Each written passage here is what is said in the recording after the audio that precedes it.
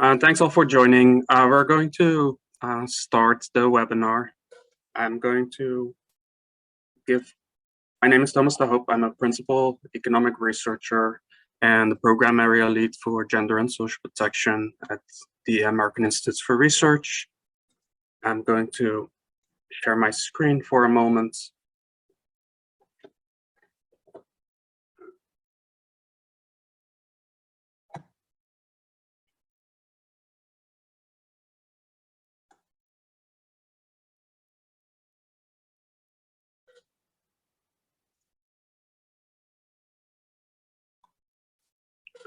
Thanks all. I'm going to quickly introduce to you the Evidence Consortium on Women's Groups. We're hosting this webinar on implementing women's group programs at scale and the implications for cost and cost effectiveness. So with the Evidence Consortium on Women's Groups, we're excited about this webinar. And I first wanted to really quickly introduce the Evidence Consortium on Women's Groups to all of those who don't know. We're a consortium funded by the Bill and Melinda Gates Foundation. We're generating and synthesizing evidence on the impact, cost effectiveness, and scalability of women's groups. And we're particularly focusing on women's group programming in Uganda, India, and Nigeria. And for that, we're having several objectives, but primarily we're serving as an evaluation and evidence partner of women's groups for the Bill and Melinda Gates Foundation, for which we have also developed a learning agenda on women's groups, for which we're generating and synthesizing evidence on the impacts, cost effectiveness, and implementation of women's groups. This includes self-help groups, this includes savings groups, and we're excited about this webinar because since the start of this organization, we have also focused on costing and cost effectiveness analysis. For everybody, like more information can all be found on www.womensgroupevidence.org. We're having an exciting panel today. Today we're having Garima Sivach, who will present on the impact and cost effectiveness of the Jivika program in Bihar, which is part of the National Rural Livelihoods Mission in India.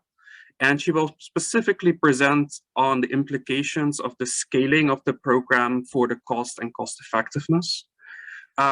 We also have Hassan Hakparast Bidgoli and Mr. Raj Kumar, and they will also present on the impact of participatory learning and action groups and their cost effectiveness.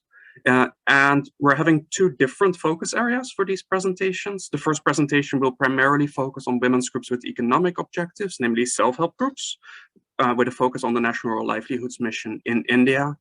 And in the second presentation, Mr. Kumar and Dr. Hakparast, they will also present on women's groups with primarily health objectives, namely participatory learning and action groups.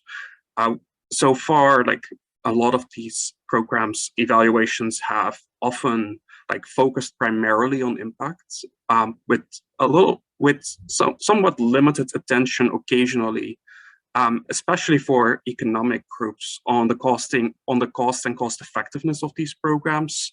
So we're very interested in like addressing this evidence gap as part of the Evidence Consortium on Women's Groups. We're also having a panel with like distinguished like people from the government of Uganda, from the Bill and Melinda Gates Foundation, and I will introduce them to you later when we start the panel. For now, I just wanted to give the floor to Garima Sivach, who will present on the cost effectiveness and the costing at scale of the Jivika program in Bihar. Over to you, Garima. Thanks, Thomas. I still needed to say also for everybody that this session will be recorded. Please stay if you are okay with that. Otherwise, please hold up for your video, like because the recording will also be published on the website of the Evidence Consortium on Women's Groups. Thank you.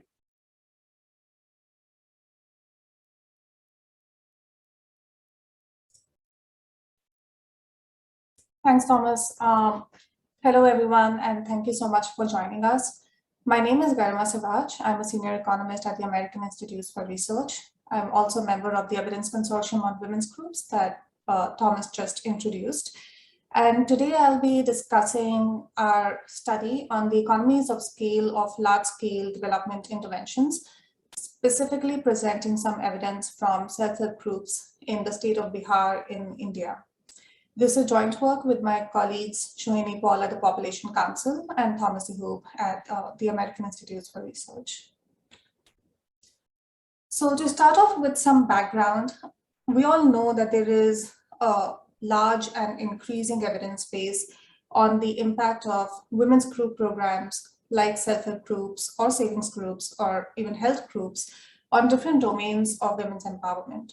Most of these studies have shown positive impacts, and when we are talking specifically about economic groups, a lot of these studies show positive effects on economic outcomes and economic empowerment, including incomes and livelihoods. So a recent study suggested that the main benefit of group programming could possibly come from the fact that you can deliver services and multiple kinds of services to many women at the same time. And what that suggests is that a group program is probably more cost effective than programs that are individually targeted to women. And if that is true, then we really need to know what is the cost per participant of an SHG program or a savings group program, and how that compares to other livelihoods programs. So despite all of this research on the impact, there is limited evidence on costs, and actually there is very little known first about how much these programs cost in different settings, and especially at scale. So there is almost no research that has shown the cost of these programs that are operating at a very large scale. And why is scale important? Why is the question of scale important in this context? So two reasons. First, there is an increasing emphasis on scaling up these kind of programs. So in India, for example, the National Rural Livelihoods Mission, which is one of the largest livelihoods and economic inclusion programs of its kind in the world, till date, it has mobilized around 60 million women into self-help groups. And similar programs are being scaled up in Nigeria, for example, through the Nigeria for Women project, and in Uganda through VSLAs and so on. So there is a targeted focus on scaling these programs up, yet we know very little about how much this costs. Also, existing evidence has shown that scale could impact outcomes through different mechanisms. So on one hand, an increase in scale could mean declining program quality or lower program touch, which could lead to reduced impacts at scale. And a lot of studies have shown that many successful pilot interventions, when they were evaluated, they generated positive impacts. After scaling up, they face multiple challenges like bureaucracy and political economy issues and so on, and obviously the difference in context. And all of that leads to reduced impacts. Yet, classical economics also suggests that scaling up would lead to economies of scale, and you can deliver the same services to an additional person for a much lower cost. So if impacts go down, but costs also go down, what does it mean for the overall cost effectiveness of the program? And we actually do not know much about this question. And this is where we are trying to come in with this study. So our main question is, how does the scale of a women's group program influence program costs and potentially program cost effectiveness? We are studying this in the context of Jivika, which is the Bihar Rural Livelihoods Promotion Society. Jivika implements the Bihar Rural Livelihoods Project, and it also implements India's NRLM, which I have just introduced, in the state of Bihar through the State Rural Livelihoods Mission. It started in 2007-2008 with joint funding from the state government and the World Bank.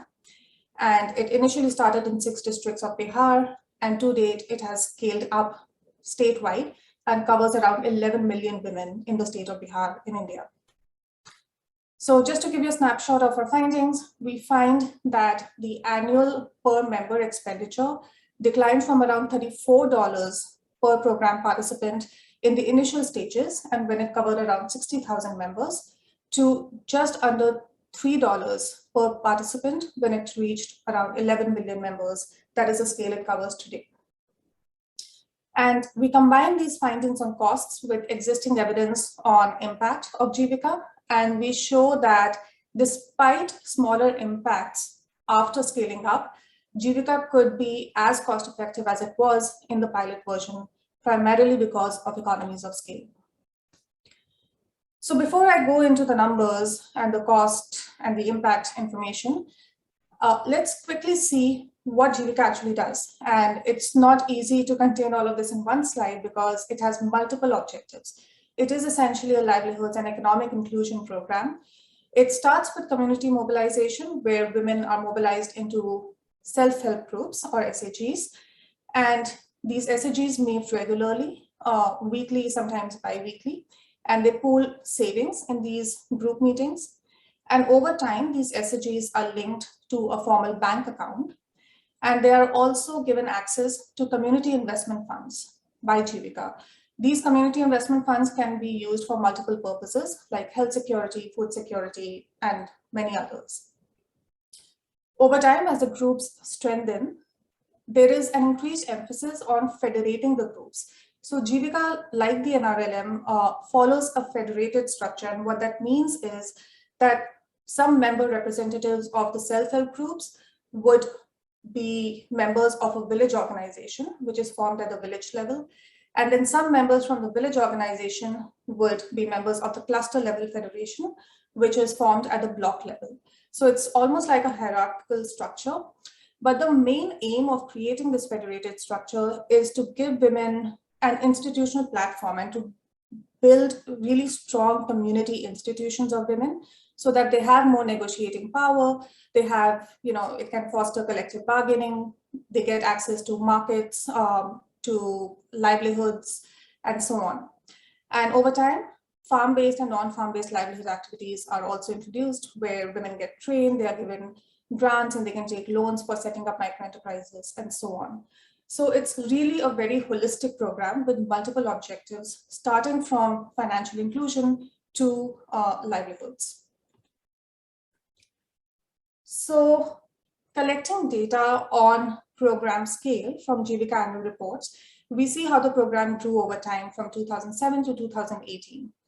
And here we show the total number of members, the self-help groups, as well as the number of federations that are formed that I just talked about, the village organizations and cluster level federations. And we can see that the pace of mobilization actually increased very steeply after 2012. And that is usually called the second phase of Jivika because NRLM was formally launched in 2012. So under the NRLM and with additional financing from the World Bank, Jivika expanded beyond the initial 6 districts to cover the entire state. So by 2018, like I mentioned, around 11 million women had been mobilized into almost 900,000 SHGs. So for this study, we are primarily interested in the costs of Jivika, right? So we know the scale went up and we want to see how did the cost change over this time. So Jivika records all its expenditure under these 4 categories, which is the community institution development, the community investment fund, the technical assistance fund, and the project management. And these are for different purposes. Like you can see, the community institution development fund is used for mobilization, capacity building. The community investment fund, like I mentioned, is for investments in health and food security. The technical assistance fund is usually for creating linkages to the formal financial sector. And the program management is the overall implementation support operating expenditure. We compiled data from multiple sources. We collected data on scale from Jivika annual reports, and we also triangulated this information from the World Bank project implementation reports. We collected cost data from Jivika's audit statements, data on program activities from Jivika annual reports, and then we combined all of this with existing information on the impact of Jivika from 2 evaluations. One was conducted in its pilot phase by Datta and colleagues, and a second evaluation that was conducted after it scaled up by Hoffman and colleagues. And since then, there's been a 3rd evaluation also by 3IE. So just going over this slide, I want to talk about the methods that we use. It's a very simple model that we did. We tried to see how did the cost change with respect to scale. So in this equation here, the outcome is the cost and N over here is the number of program members or the program scale. And what we are measuring here is for every 1% increase in program scale, what is the percentage increase in program cost? And if the percentage increase is similar, that means that there was a proportional change in cost. If the percentage increase is higher, that means that there are actually diseconomies of scale and the program gets costlier as it scales up.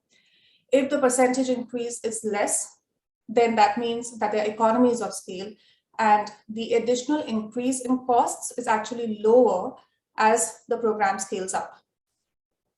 So in addition to looking at how cost changes with respect to the overall number of program members, we also see how it changes with respect to specific program activities like annual SAG formation and the number of federations that are formed, as well as the number of SAGs that are linked to a formal bank account in a year.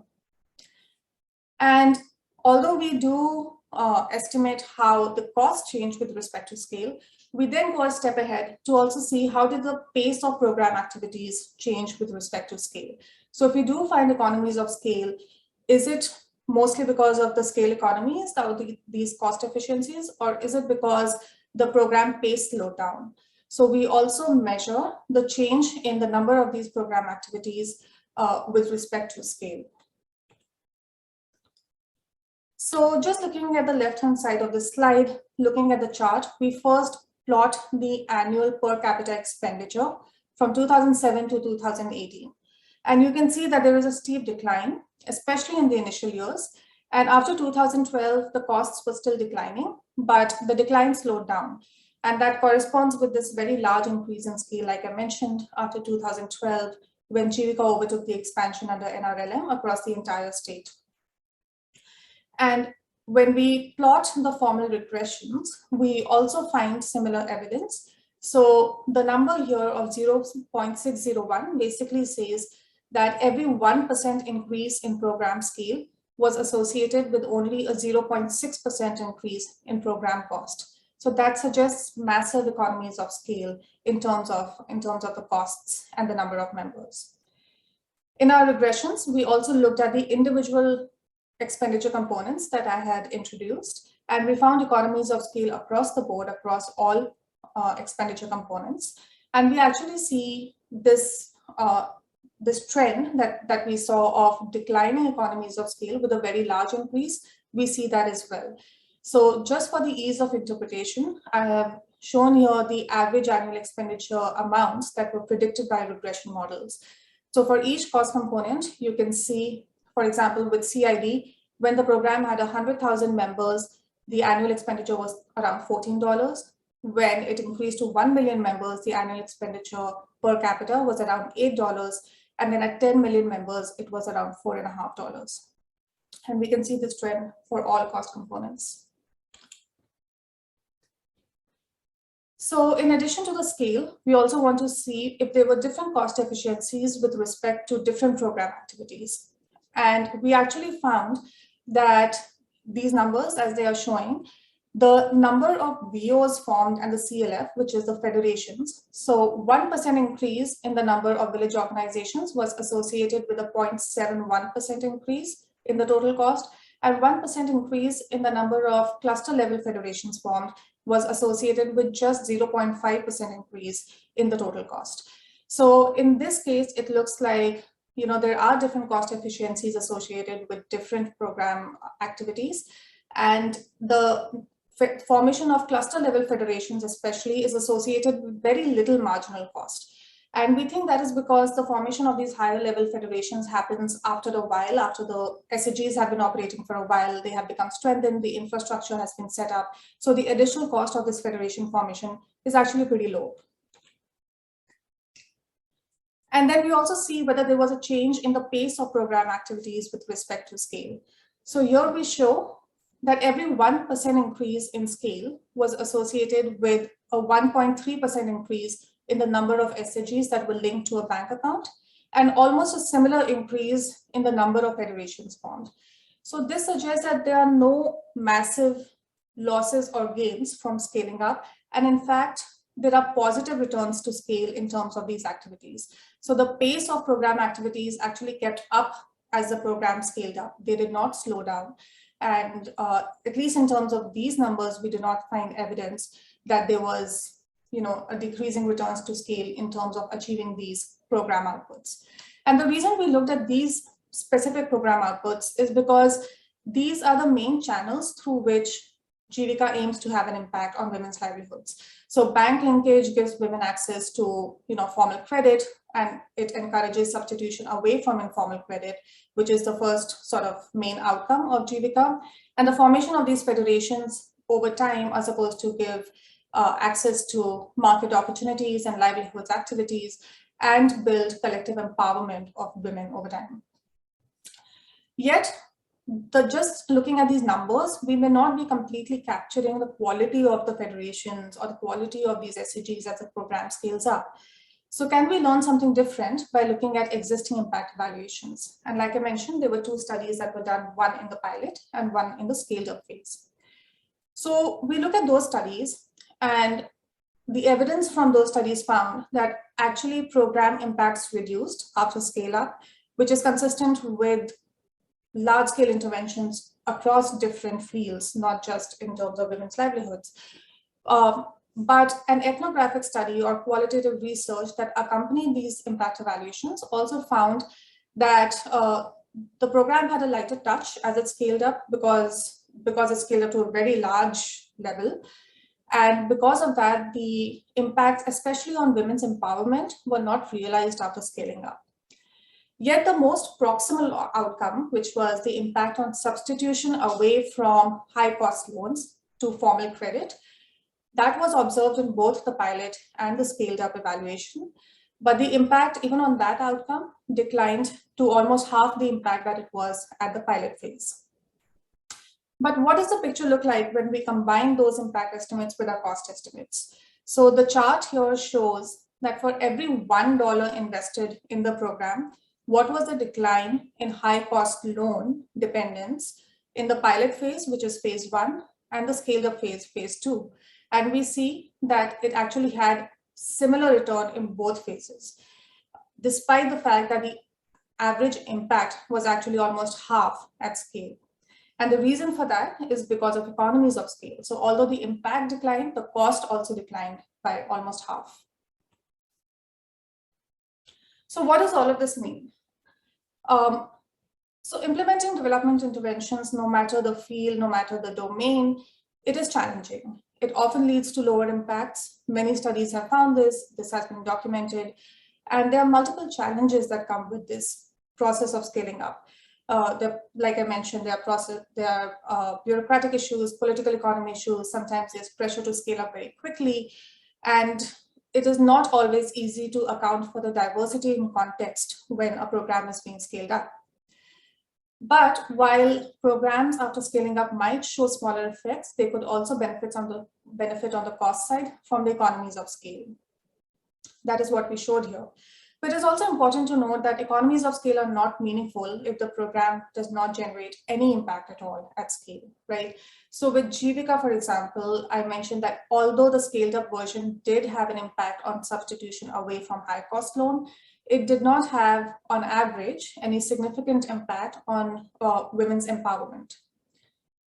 So what does this mean then? There are all of these nuanced, complicated, different inputs into these findings. So we really think that implementers must identify early on the factors that are critical for successful programs, so for generating the impact of the program. And because of economies of scale, the average cost of the program will go down and the program will benefit from economies of scale. So implementers do not need to forego quality. They can maintain the same cost effectiveness, even if they need to invest more than what they're currently investing in program at scale. And lessons from Jivika especially emphasizes the role of qualitative research, because existing qualitative research has shown that there were factors like, the messaging around mobilization, which in the pilot phase was very context dependent. It was adapted to each village where the mobilizers were going.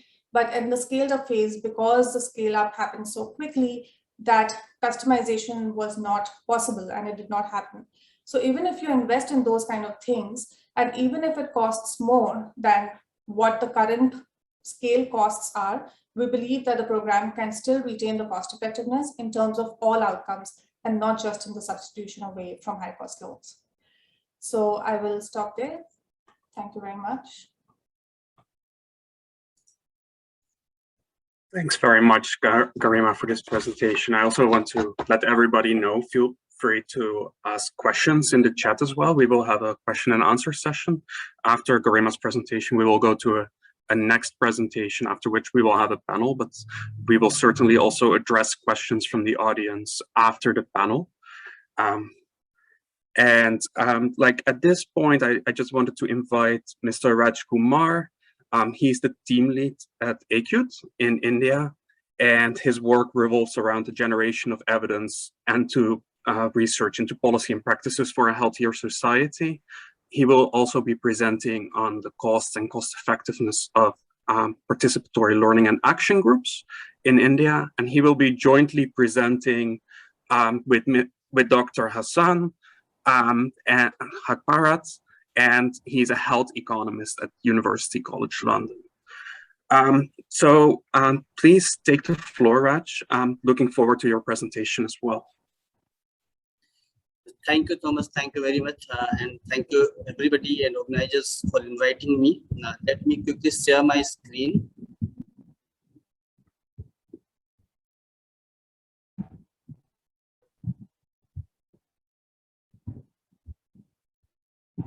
Is my slide visible to everybody?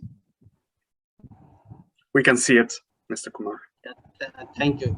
So I'll be talking about how the process of participatory learning and action has been taken to scale, and what steps has been taken for reducing the cost, and at the same time quality is not compromised. And Dr. Hassan will mainly be presenting about the cost effectiveness, the processes. So first I will start with defining this process of participatory learning and action, and we define it like it's a capacity building process through which community members, groups or organizations plan, carry out and evaluate activities in a participatory and sustained basis. This means it goes for a longer time to improve their health and other conditions, either on their own initiative or stimulated by others. We have taken this definition from Lisa Howard Hammond's definition, and I would like to highlight two things. The participatory learning and action meeting groups, these are slightly different than the self-help groups or saving groups, and these are loose groups and groups open up for non-members on the date of meetings. So there is no fixed membership for these meetings. New pregnant women and everybody is welcomed. Even service providers are welcomed in the meetings. And there is one meeting in a month, and something new and interesting happens in a month. So focus is not more on messaging, rather messages are inbuilt in stories and role plays and games, and these meetings continue. So a participatory learning action meeting cycle goes in 4 phases. The first phase is identify problems, where community members, they use picture cards and they identify and even prioritize problems, and they use play some games like they vote which problem is more pertinent to their villages, and thus they prioritize 2 or 3 key health and nutrition problems.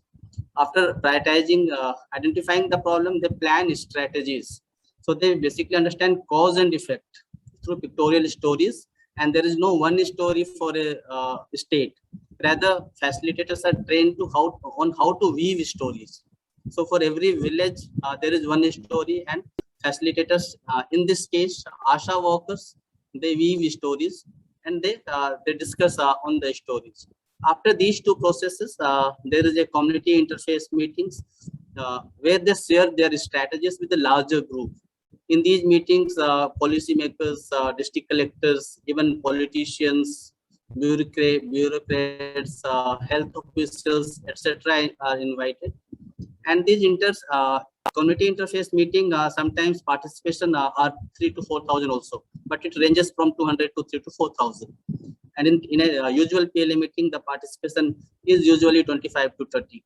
The The phase 3 is the time they put strategies into practices, and this phase is slightly longer, and it goes for 6-7 months, and in each month 1 or 2 strategies are implemented, and many strategies are also implemented simultaneously. And in the phase 4, the group members themselves evaluate their successes and the areas they need to work a little bit more. So in this process, community members are planners, implementers, designers, and evaluators at the same time.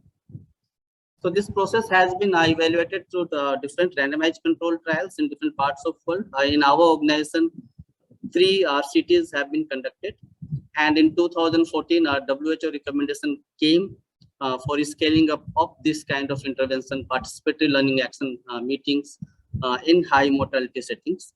And in 2016, Government of India through they issued a directive for 10 Indian states, and in these 10 Indian states, they cover roughly 60% of the ASHA workforce in India.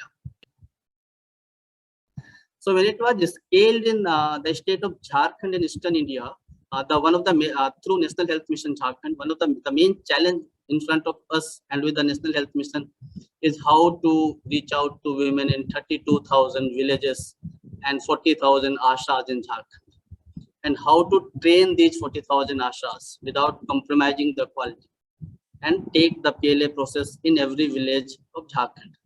So innovations were required, and I'll be talking a little bit about 4 innovations. One was the odd and even arrangement for PLA meetings in Jharkhand. And instead of training 40,000 ASAs, how on-the-job training technique was used, how MIS GIS integrated dashboard was used for real-time data tracking and quality assurance audits. So in the state of Jharkhand, with every 20 ASHAs, there is 1 ASHA facilitator. And so ASHA facilitator is trained in PLA meetings. In Jharkhand, there are 2,200 ASHA facilitators. So they are trained in PLA meetings. They conduct their PLA meetings in their half of their villages, and other ASHAs, they come and join these meetings. They learn the PLA process, and they go back to their villages and conduct the PLA meeting. So in such a way, one trained ASHA trains 20. One trained ASHA facilitator trains 20 ASHAs, and meeting is conducted. In the next month, she goes to other 10 groups, conducts PLA meeting there. The learner ASHA goes and attend those meetings. They learn PLA meeting, they return back and conduct these PLA meetings. So this process reduced the cost of the program, and 2.5 years of PLA process needs 14 days of training in 3 phases. In this, using this process, 530,000 residential training days were saved. So this was one of the things. Then PLA dashboard was prepared. I will just highlight a few things. This was MIS and GIS integration. So this was second, it was online and offline, and it was also in the app. And people can see the progress of the meetings as well as the quality parameters, even in the pictorial form, colored form. And this was available to all the decision makers at National Health Mission, so that they can see the progress and the quality parameters at one click. So there are 3 key quality indicators. One is the participation, number of participants. Second was the participation of pregnant women, which was gauged from a meta-analysis, and participation of scheduled caste and scheduled tribe persons. So till date, 25,000 plus PLA meetings have been conducted by ASHAs, and quality has been found to be very good. And there was a third-party agency was employed to see whether meetings are happening on a quality basis or not. And with every quarter, the quality parameters were increasing. This is you see that 25% pregnant women participated in these meetings, and participation of vulnerable community, mainly scheduled caste and scheduled tribe, was 57%. Average participation was also 28 in these meetings. Another thing I would like to talk about, when you take your program at large scale, language sometimes becomes a barrier. In the state of Jharkhand, these meetings were conducted by ASHA workers, and they were using their own local languages. So over 30 local dialects were being used for conducting these meetings, and the barrier of language was also reduced, and it was found to be very effective when these meetings were conducted in the local dialects. To summarize, with the process, around over 700,000 PLA meetings happened. Pregnant participation of pregnant and scheduled caste, scheduled tribe percentage was very high. Groups were opening up, and adolescent participation in the meetings was around 25%. So I will stop here and request Hassan to take the discussion forward.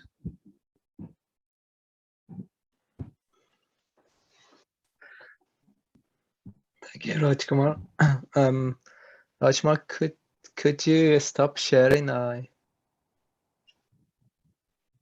share my slide. Okay.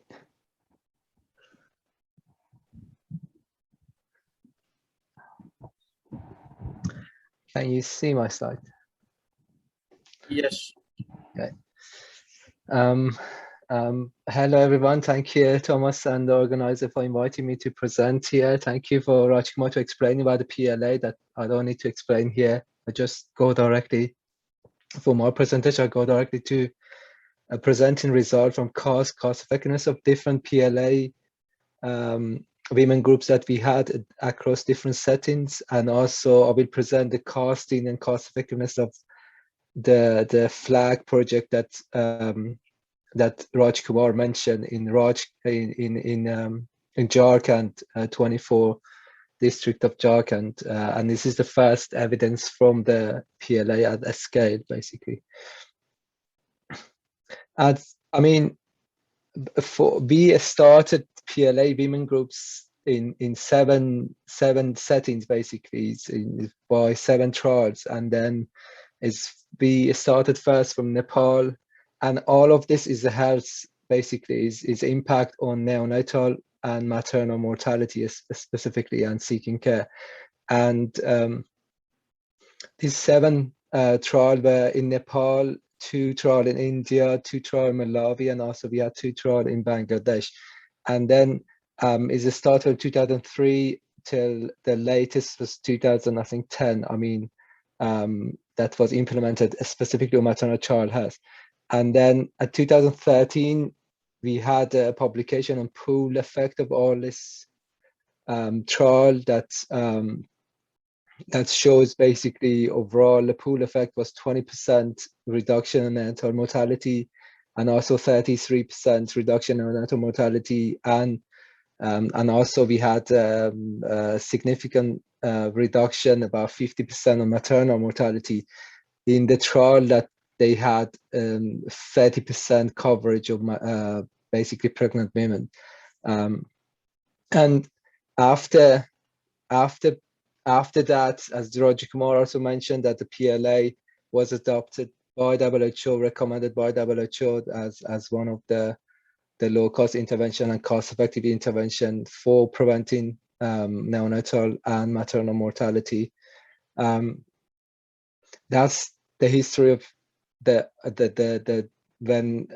earlier PLA that we had, and after that we adopted PLA women groups and also men groups for other conditions also. I mean, we had 2 trials that recently one published, upper one in India, and also we had a caring trial.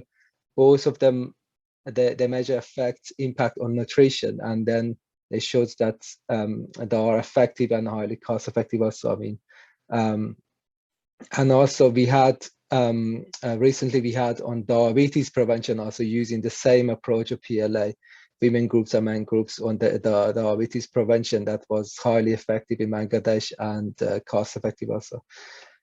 But the main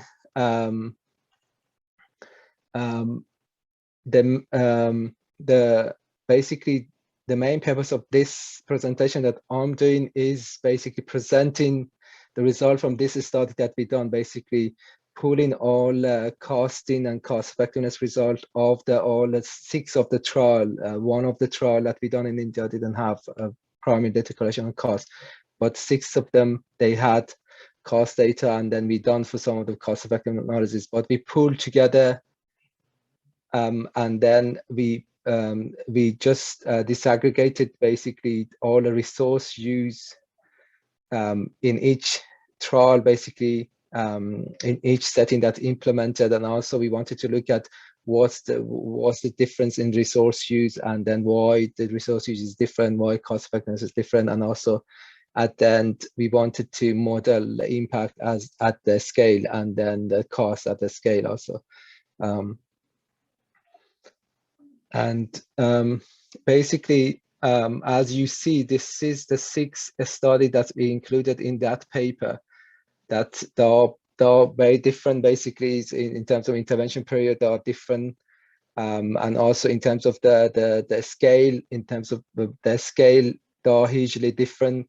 For example, we had the lowest scale intervention in Nepal, and then we had one intervention, for example, in Malawi, Rwanda, in 3 districts is about more than 1 million population covered. Basically, that's only focusing on only PLA, because I will explain later that in Malawi site, it was kind of factorial trial that they had other components in addition to PLA. I will explain later.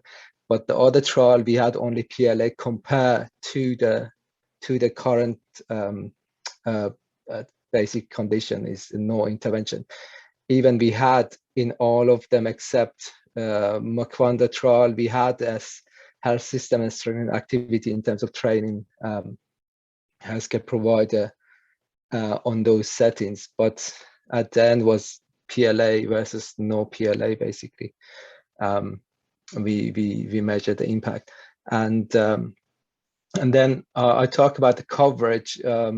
Early on, I mean, intervention coverage also varied between the intervention. You can see that we have highest intervention in Rwanda, and then lowest basically is in terms of how many pregnant mothers attended at least one PLA meeting, and in terms of intensity, number of meeting that they had, the cycle, PLA cycle that Raj Kumar presented, number of meeting they had was different also. And the number of women groups that they created was different across the setting. Basically, in this study, we compare the result between all these settings. And in terms of the costing, I mean, I don't go detail on the explanation of methodology, but overall, we done costing from program provider perspective, and then we presented the result in this is 2016 international dollar. And as you can see, the total cost of intervention obviously is different across setting. Starting from the lowest in India, the EggJet, the previous EggJet project that we had the lower scale, smaller scale, and then in Makwanda, that's our higher scale and higher cost. And the startup cost was different also, dependent activity that was doing the startup period. Some intervention was higher, it was longer a bit, and then also the activity was doing preparation, adaptation and stuff was intensive. That was because that was also the one of the reasons for startup cost was high for some settings, and also you can see basically is affected with annual cost, also annual total cost, and annual implementation cost also is varied substantially by the setting. And also in terms of the components of those six trial, you can see, I mean, majority would be the staff, and then is on average 65% of the cost of those trial was the staff cost, and varied between maybe is the lowest is Makwanda trial, because they were volunteers basically, but they received some allowances, and then to the highest basically in Nepal, basically salaried. Most of this trial, they were salaried facilitator, group facilitator, except for the Makwanda that they were volunteered, but they received bicycle and other equipments and allowances.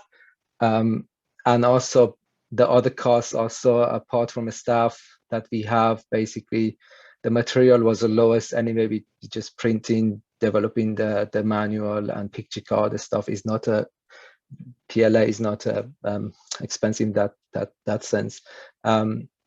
We had other recurrent generally were transportation and stuff basically, and then you can see the highest was in Wakanda because of the scale of the intervention basically, and the capital was similar for most of them, except again for Wakanda because of the bicycle vehicle and those one that cost of capital, but is low, generally low for the trials.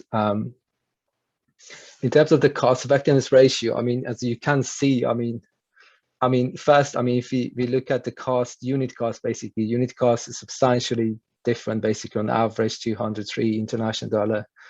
And then is the start from India, the exit first trial was lowest, and then you have a highest in basically Bangladesh. The second trial we had in Bangladesh, I mean, Nepal was the highest, sorry.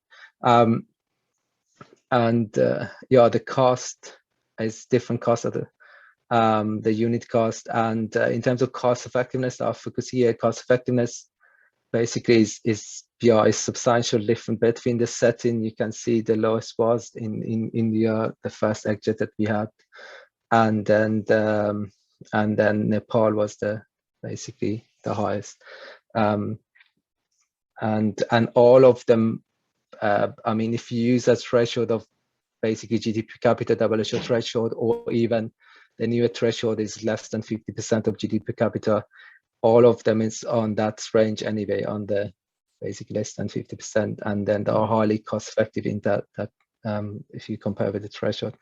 And then I says that we done a modeling also of the cost at the scale, basically rural area of those the countries that we had, and also, yeah, I mean, is the cost is changing. If you want to implement a rural area in India, for example, it's cost 0.337 of total expenditure, for example, 1.2% of the government expenditure, and this is range between this 1% to 6% in Nepal, basically.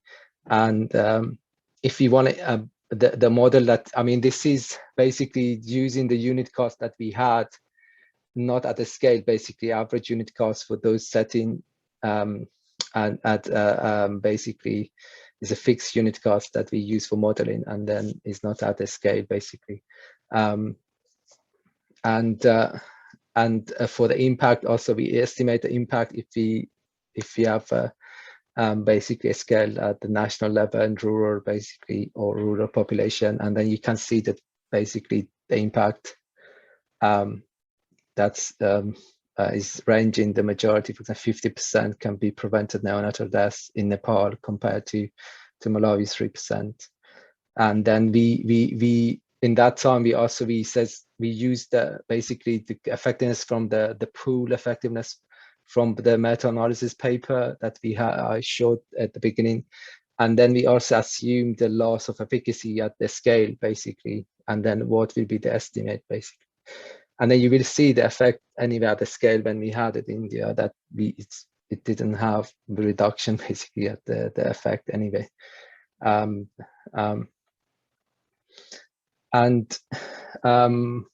In terms of Malawi trials, I mean, Thomas asked me to explain more on Malawi also sites, and then in the Malawi side we had 2 trials basically. In terms of the scale, were very totally different basically, and basically.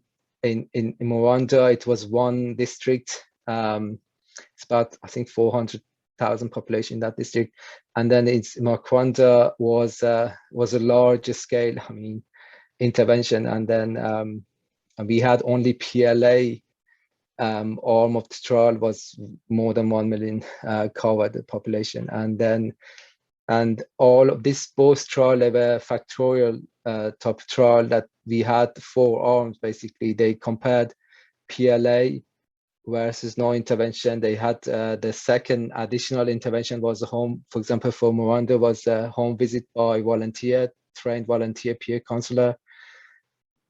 But in Mukanda was quality improvement health centers basically, and then we had 4. They had one arm that was only PLA compared to no intervention. Other ones was home visit compared to no, and then they had a one combined arm, and then they had control arm. And also delivery was different. For example, is the Mawanta was a salary facilitator and volunteer, and for the additional intervention was volunteer, but for the Makwanda was volunteer group facilitator. And you saw the difference in the unit cost also because of that staff basically driving the cost, and then if it's volunteer, it's the lower cost, and then it's without compromising the effect also. And then I'll present here some of the general result basically from the trial. That's, for example, in Makwanda was 20% reduction when we combined PLA and the facility intervention in quality improvement, 20%, 22% in neonatal mortality, and then when we have PLA was 60% in prenatal mortality.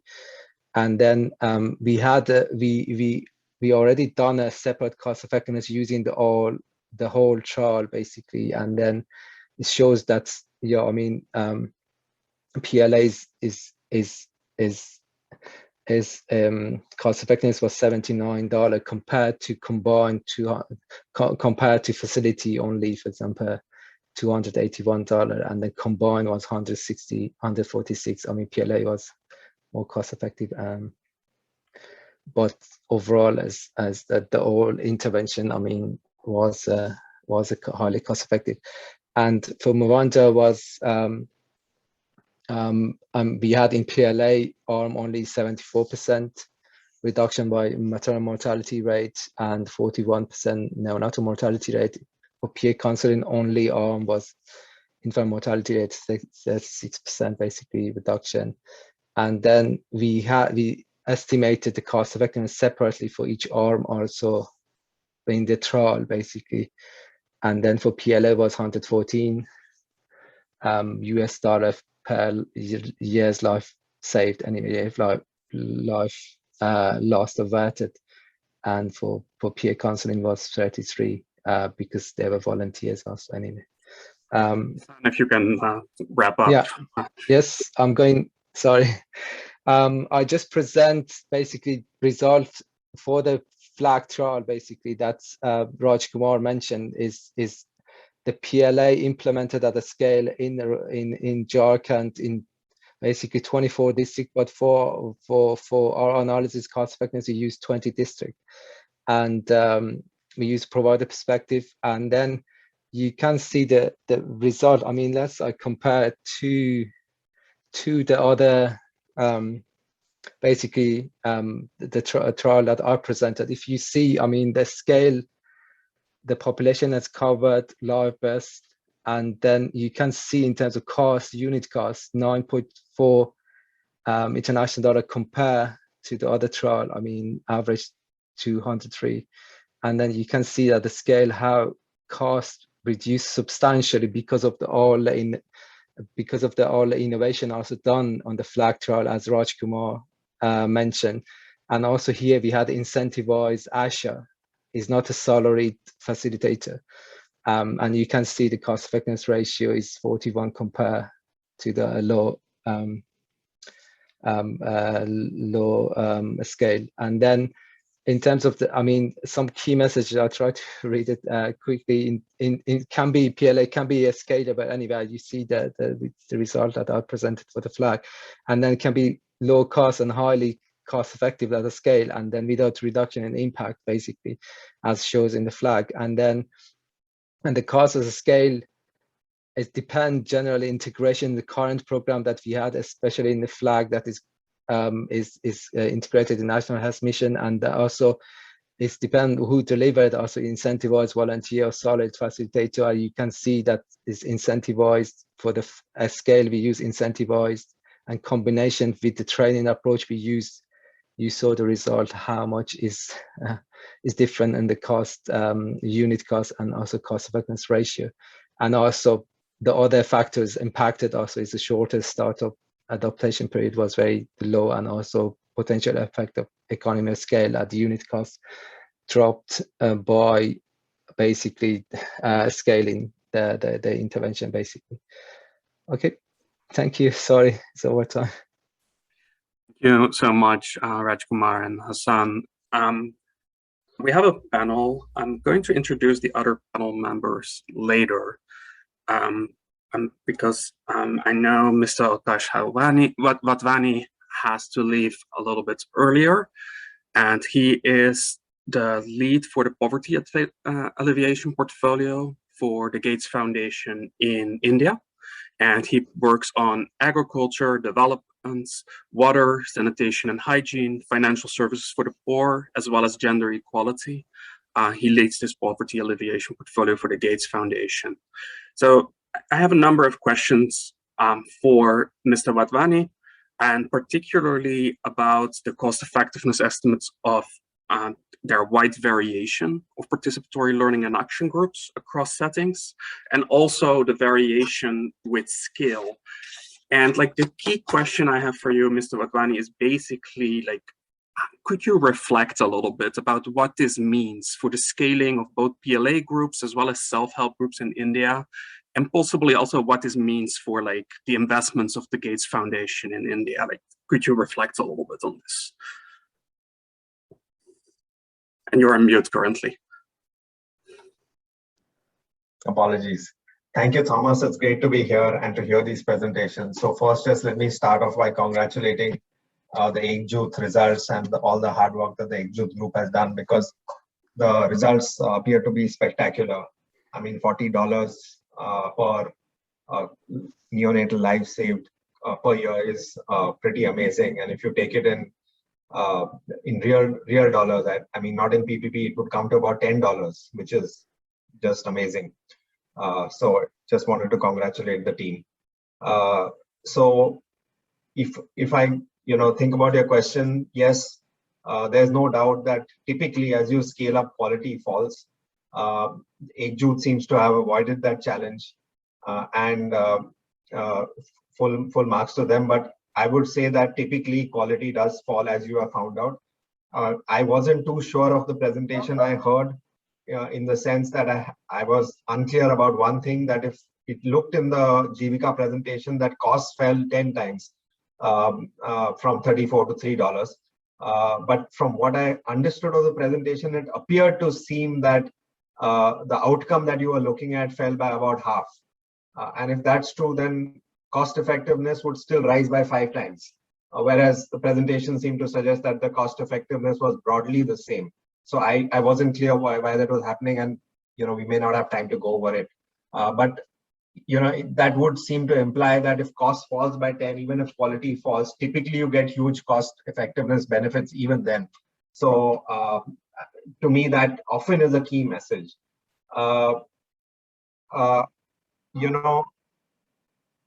It's difficult to get the same quality. But I think 2-3 things that we try to do does seem to help. One is, and these are all, I would say, things that are pretty obvious. It's not some rocket science, which is that really measure things regularly. And that helps the most. We put a lot of our effort in measurement, both internal MIS and external measurement.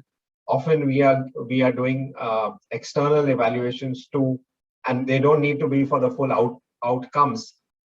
So not in terms of neonatal mortality, but in, say, for example, some intermediate outcomes every 6 months or every 1 year. And that gives us a sense when we are scaling whether things are working or not and what we need to change. So I would say that's pretty important. The second is actually, even before we start scaling, we do think about what's scalable, and through evaluations understand what's the most important thing to scale. Because what we do find is that when we are running pilots, often with NGOs, we can do a lot of interventions on the ground, interventions as in components of interventions. So you could do PLAs, but as in the, I think the previous speaker was saying, you could also layer on home visits, right? Or even in interventions, you could do many things. You could say, okay, if I'm looking at neonatal mortality, I want to do everything from, say, breastfeeding to early initiation to KMC, etc., etc. So we do a lot of things in the pilot, but what we find is if you try to do everything at scale, it doesn't work just because the management bandwidth is much less.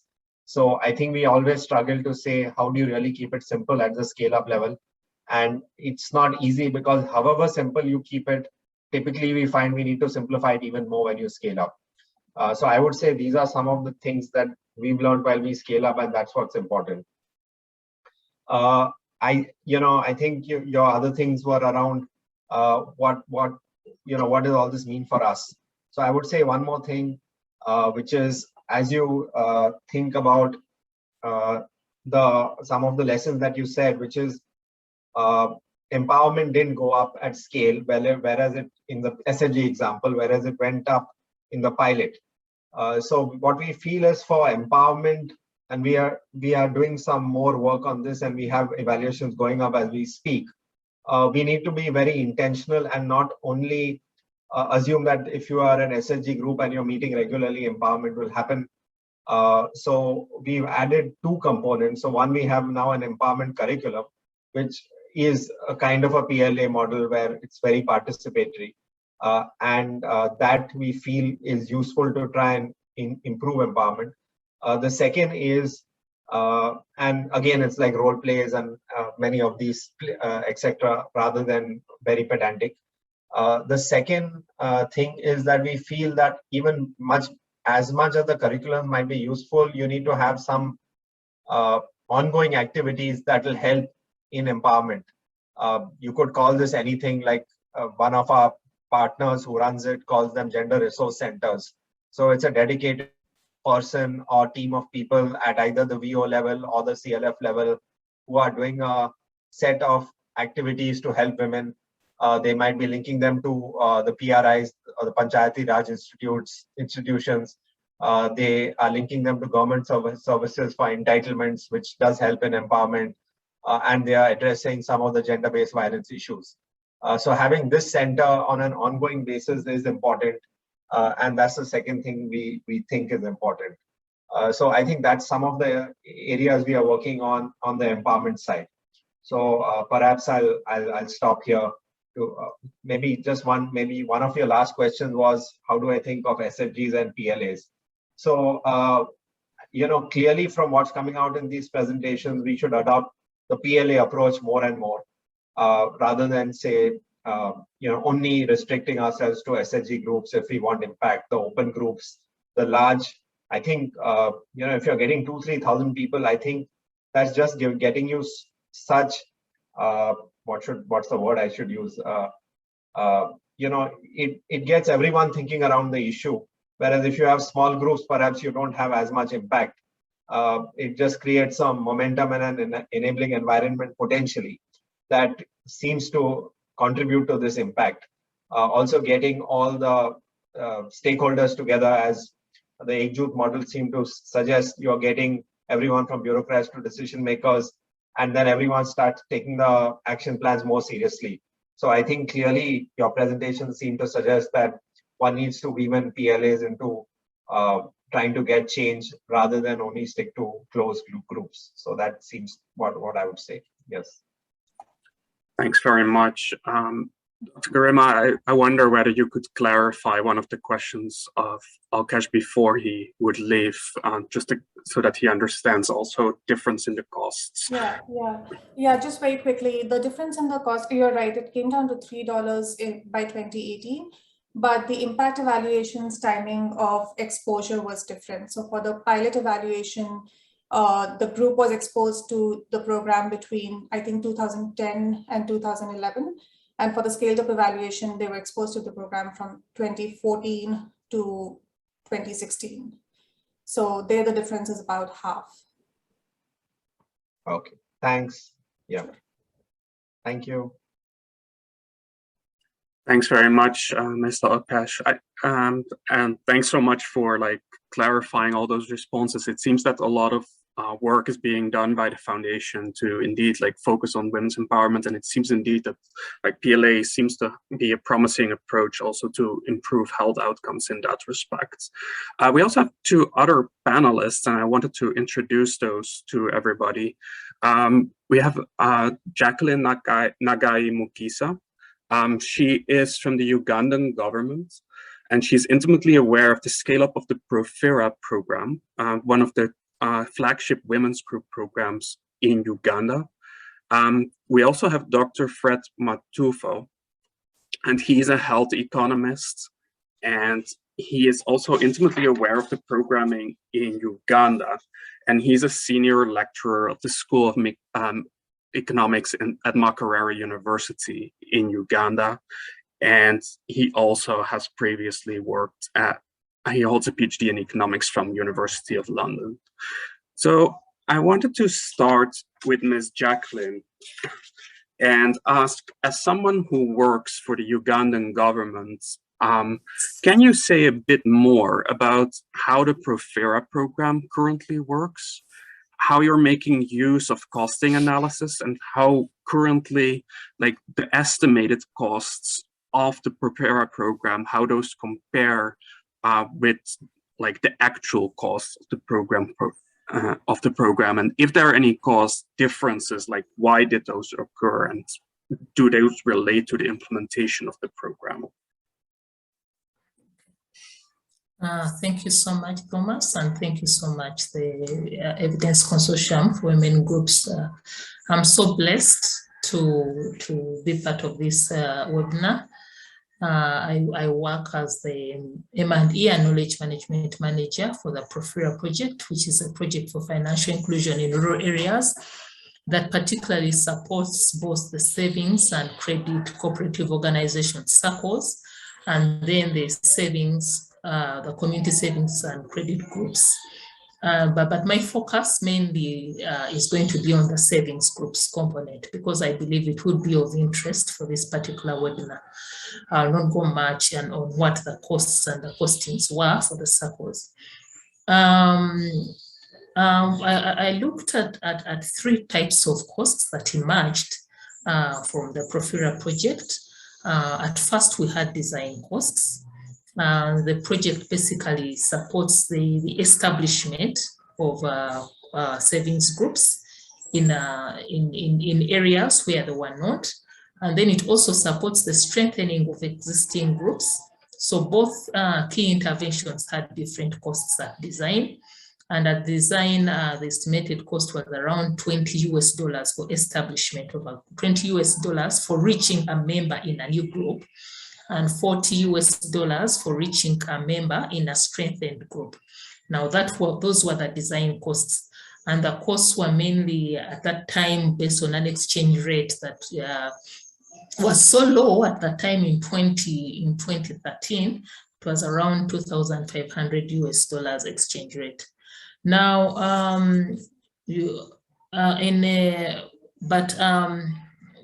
why I said that I'm going to discuss three types of costs. At the time of looking for service providers to basically roll out the interventions for this particular component, we noted that the market costs were actually much higher for the strengthening component, and actually less for the establishment component. Why were they higher for the strengthening component? It could probably it was because of the exchange rate, which had increased to around $3,500 Uganda shillings per US dollar, but also the interventions that had earlier been envisaged for strengthening, because the strengthening component had an element of strengthening, it had an element of innovations, and also creating partnerships. Now, the design process thought through the package for the strengthening, but they were not able to clearly determine what kind of innovations were going to be provided by the private service providers. So when the bids came in and the proposals came in, The innovations hiked the cost to almost double what had earlier been envisaged for the strengthening component. Then when you come to the actual cost for reaching a member, these costs were lower than the envisaged design costs, and also lower with the envisaged market costs. And the main contribution has been in overperformance. It was thought that averagely each group that would be supported would attract a membership of around 25 members, and many of these had an average of 27 members. Some would go up to 30 members. And also the groups that were supported were much more than the targets. For example, the project targeted to form around to support 18,000 savings groups in total. It ended up supporting 18,500 groups. So basically the output was much more than what had been envisaged. So that also affected the costs. Yeah. Thanks so much. I will come back to you with another question later. First, also wanted to ask a question to Dr. Fred Matovu. And one thing that we heard during previous presentation is that, at least in the context of India, governments are increasingly involved in the scale-up of different types of women's group programs, both self-help groups as well as PLA groups. How do you see that in Uganda? Like, what role do you think the government should play in scaling up like savings and other women's group programs? And what role do you think like civil society or NGOs should play in scaling up these programs? Okay, thank you, Thomas, for that great question. And thanks for inviting me to be part of this webinar and all the presentation that we have had from India and other interventions in Malawi and Nepal and other Bangladesh. Yeah, that's a great question. The government of Uganda is a key player in promoting interventions for women economic empowerment. In addition to the Profera program, which Jacqueline has talked about, Uganda government is promoting a large program for women, which is called the Uganda Women Entrepreneurship Program. This is a program which is countrywide, supporting, implemented in over 80% of the country, and is reaching over 10,000 women groups. So this is a government-led program where these women groups are given a referral fund to start an establishment, a business establishment, and then they are supported through the process of in terms of establishing the group, but also getting access to funding and all the business skills development services in terms of training, in terms of support supervision. So government is very key in promoting economic empowerment through these programs. In terms of scaling, let me just talk about in my understanding and listening to the discussion presentation from India, we could think about scale in terms of getting more beneficiaries on board, maybe from a pilot scale to a larger scale. But then so within the intervention, there could be scaling up the activities within the intervention. So you could have maybe a program designed with the 4 or 5 components, but then some components come on board as the program, as the learning proceeds. So if both of these are happening, so you have more groups coming on board, but also more program interventions getting implemented.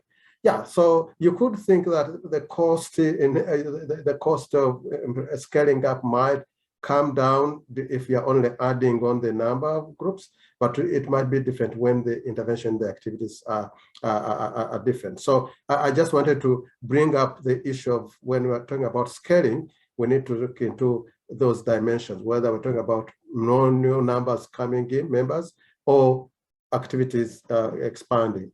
So in addition to the Uganda Women Empowerment Program, Entrepreneurship Program, currently now government is in a preparation to roll out a parish development model within which each parish, which is the second level of local governance, will be receiving up to about $30,000 annually to promote business activities at that level through groups. And 30% of this is ring-fenced for women groups. So government is at the center, and these are large-scale government programs. So just to answer you directly on that front. With respect to NGOs tend to work in smaller spaces in terms of intervention activities, but also in geographical location. You find them concentrated in a few districts, maybe in a region, and focused on some key program areas. Maybe they are supporting maternal health groups that are focused on maternal health, and there's a village and the saving association component to that. So NGOs are in the space, but not to the scale that government is actually able to, well, because of finances and other capacity issues. I'll be talking later to the issues that affect scale and costs, I think, as we go along. But that's what I can say with respect to the role of government in promoting groups that are supporting women. Thank you. Thank you, Dr. Fred. Very insightful. And Jacqueline, I wanted to get back to you with one more question. Also, like Uganda is not as big a country as India, but at the same time, there are many regional differences.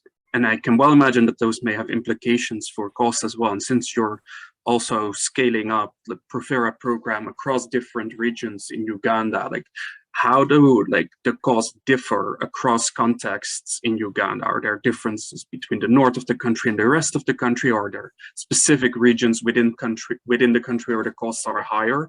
And if so, why is that the case? Thank you so much. I'll still using the project case. Profera was rolled out to mainly the poorest regions in the country. And the poorest regions, if I will talk about the sub-regions, there's the Northeast, which is the Karamoja region, the Eastern region, the West Nile, and then the Mid-North region. Now, this is largely the Northern region and then the Eastern region. But when you look at the costing in these different regions, you'd find that particularly in the Northeast, that is the Karamoja region, the costs, the unit costs were actually much higher than in the Eastern region and the Northern region. And the major reasons were mainly relying to the topography.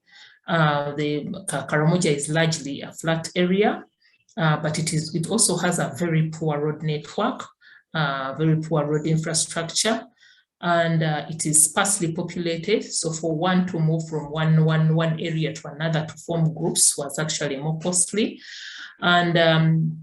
And also the nomadic nature of that particular area, you'd find that the service providers would form a group and then they come back maybe 1 month down the road, and probably that group has shifted because the seasons have also shifted, and probably they have to incur more costs to establish a different group.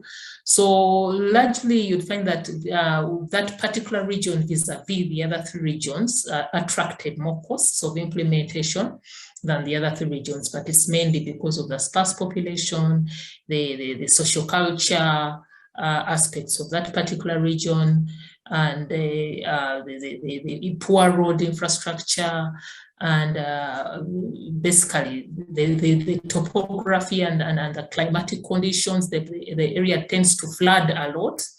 So sometimes you find that a road has completely been swept away.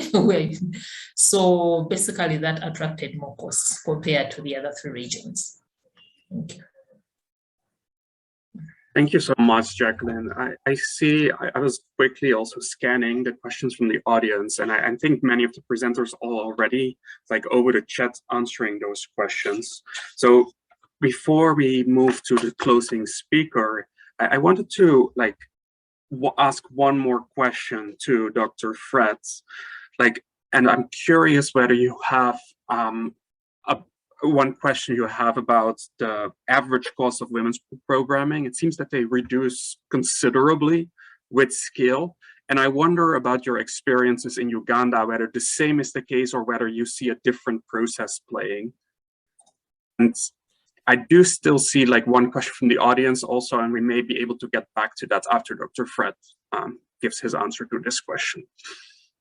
Okay, thank you very much. Yeah, well, ideally you would expect the unit cost to go down as the scale goes up, but then there are coordination costs which don't go down as fast. Speaking to the WEP program, because it is using the structure of the local government, so the implementers are also doing other local government activities as the community development officers. So they are also supposed to provide support to the groups. So you would probably expect that as more groups within the districts are being formed, the unit cost of the office of providing support to these groups will go down. But the quality issue, because then the intensity of, for example, the supervision will also go down, because now this one officer or two officers within the district will have to have go around many more groups. So you have quality issues. The other coordination issue which we also had, I had an opportunity to do an evaluation of the work program, and one of the coordination costs that was really a problem was sort of an indirect cost in terms of funds transfer, which were delaying, and then groups were taking longer to get the funds delivered to their accounts to start implementation. This only was resolved when the ICT devices were coming into play. So now, because of increased use of ICT, then the transfer of funds has now improved. So the structure of implementation is very key in terms of influencing the program costs, unity costs. Whether you're using devices like ICT that can leverage costs, whether you're using existing government structure, whether using volunteer providers within the implementation, that's going to affect the unity cost. Yeah, so yes, we see in some cases unit cost going down, but then coordination costs can increase unless there's the leveraging of ICT and other information systems, which can bring down the monitoring cost and the other coordination costs. Thank you so much. And either Jacqueline or Dr. Fred, maybe one of you can also answer one more question from like some of the participants in the panel from Chris Protas, because there's a tension possibly between trade-offs in terms of like the organizing principle of a group, like where some groups are really targeted, such as the UWEB program, it's an entrepreneurship program, whereas other groups are very geographically focused. And he sees a trade-off because sometimes it's challenging with like more closed groups to be a strong platform for collective action. For example, in his case, the collection of water user fees from group members and neighbors. And he found it difficult to coordinate to other initiatives forming groups similar to his model because they're not geographically focused. So how do you resolve, like Dr. Fred or like Jacqueline, do you have any suggestions on that? Like based on your experience with the Profera and the UWEB program, like how do you like mitigate some of those concerns related to these tensions? If you have any like really quick thoughts on that with 1 minute.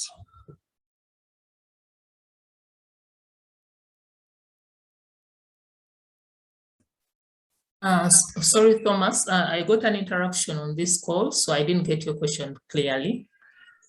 Please just help me and ask again. Sure, no problem. So the question was basically like, how do you make sure that groups that are not geographically targeted, and I'm paraphrasing here a little bit, can still maintain like collective action with their groups and ensure that like there can be appropriate coordination between groups that are geographically targeted and groups that are more skilled up and have like one purpose, such as the Profera program and the UWEB program. It's also in the chat, the question. Yeah, if I can speak to the question in the chat regarding whether the WEP group focus on the most entrepreneurial women or they are more geographically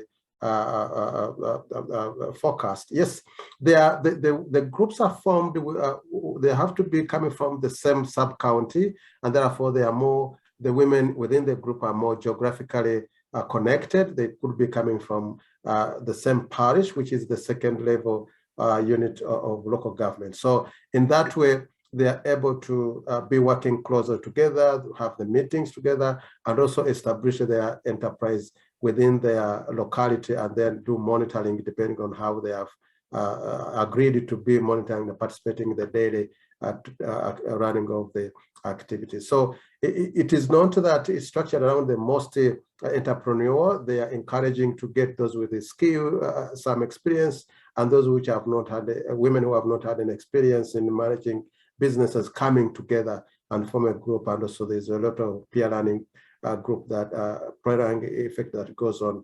This has actually, from the evaluation we have done, we have seen that some of the women who did not have any business of their own before joining the program go on to establish their own businesses alongside the group enterprise, which is another program objective. So yes, there's the geographical connection between the women, and that helps them to manage the group activity, the enterprise, much better. Thanks so much, Dr. Fred. I wanted to introduce Dr. Elizabeth Brown to finalize this panel. She is from the Center for Effective Global Action at Berkeley University. And for that institute, she's a scientist, and she specifically focuses on costing and cost effectiveness of international development interventions broadly. And I wanted to invite her for some closing remarks of this session. Thanks also much for both the panelists and the speakers. Before I give the floor to Elizabeth to give some closing remarks. Thank you. Great. Hi, Thomas. Can you hear me okay? Yes. Thank you. So Thomas asked me to make final remarks on this very interesting set of panelists and their work on implementing women's groups programs at scale. And I particularly am grateful for the focus on implications for cost and cost effectiveness. And the reason why is because we have very few fora in which costing and cost effectiveness are taken seriously in global development research. There are, so creating these sorts of and its relationship to scale, together with publication of research, is really enhancing our knowledge and our practice in costing and cost effectiveness. I want to focus my commentary on of knowledge gaps that Thomas alluded to at the beginning of the session. A couple of years ago, there was a World Bank research paper that estimated that just about 20% of all published impact evaluations include any kind of evidence about cost. Out things, including cost evidence, is essential for policymakers to decide how to allocate across impactful. Attention to costing from researchers really limits the influence of making it less relevant to decision makers' concerns. So what's the problem? Why is this happening? Cost effectiveness into local development. I will say first that in the health sector and but elsewhere in global development, it's lagged behind. I want to focus on three challenges. The first,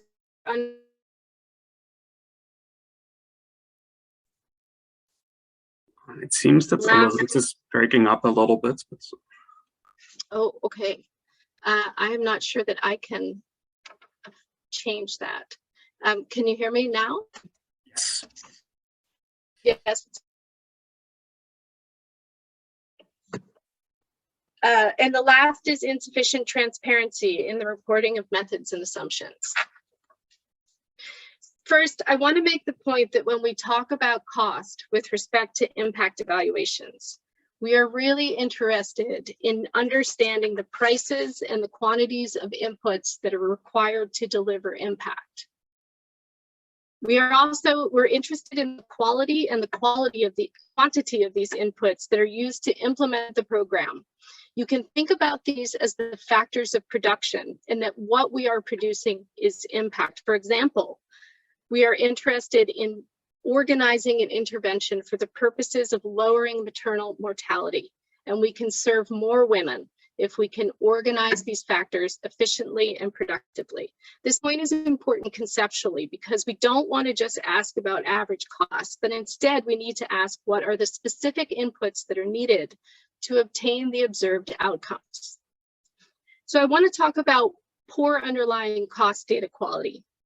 Cost data sets and cost models that are purposely built can provide the rich details like what we have discussed here on the panel on cost that will enable us to identify and unpack these underlying inputs that drive impact and that drive the average cost changes over time.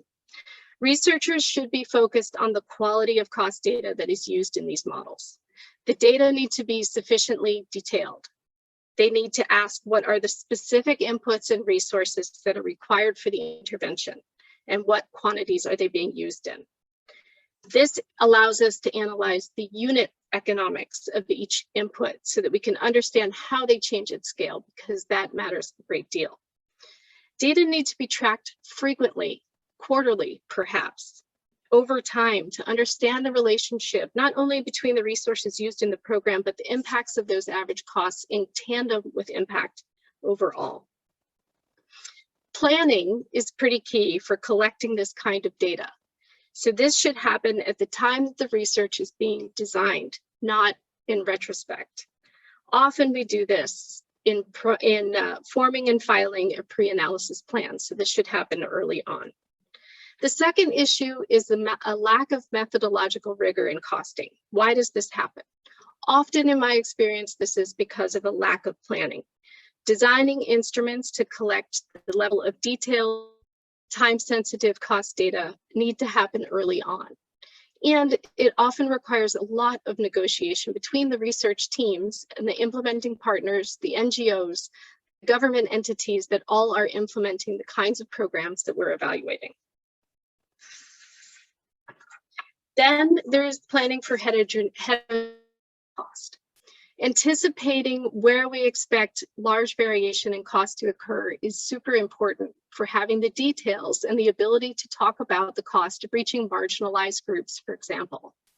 Last mile costs, marginalized girls. We know often that costs will be higher for reaching these groups, and so we have to differentiate our cost data collection plans at the beginning of the research process to be able to talk about these costs in an empirical analysis. The last issue is one transparency, and that's one I think we need to address collectively. So cost transparency is really a challenge because we have so little knowledge overall about the cost of resources needed by impact and scale. There is really a serious data sensitivity when we talk about the costs to individual implementing partners or NGOs for organizing projects.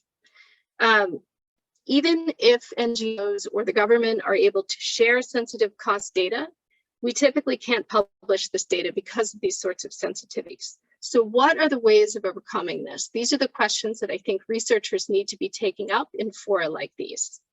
In collecting data, we're often reliant on data sets that are self-reported and on projects where the inclusion and exclusion criteria for costs and decisions are jointly determined by the implementing partners themselves and also by the researchers. I think this can lead to biases that we need to be looking at pretty carefully. We should be thinking about piloting new strategies to address the issue of transparency. This could include generating new independent data sets, analyzing and aggregating sensitive cost data across projects, and combining multiple existing data sets to reduce cost data sensitivity. This is going to require new levels of collaboration between all of the partners in global development to accomplish this. Many, many, many data sets on cost are locked in file drawers or tucked away, and opening up access to them is going to be key for improving transparency into the future. So I want to really emphasize the importance of fora like these for creating opportunities to talk about cost in a more detailed manner and to share knowledge and best practices. That's it. Thanks very much. Thank you very much, and thanks all for those who stayed until the end. I know we are a little bit over time, so thanks all for attending this session. Once again, thanks to all the presenters who provided rich insights into costing and cost effectiveness of women's group programs at scale, as well as during pilot phases and how those differed. We hope to continue this conversation with the Evidence Consortium on Women's Groups. Thanks all so much.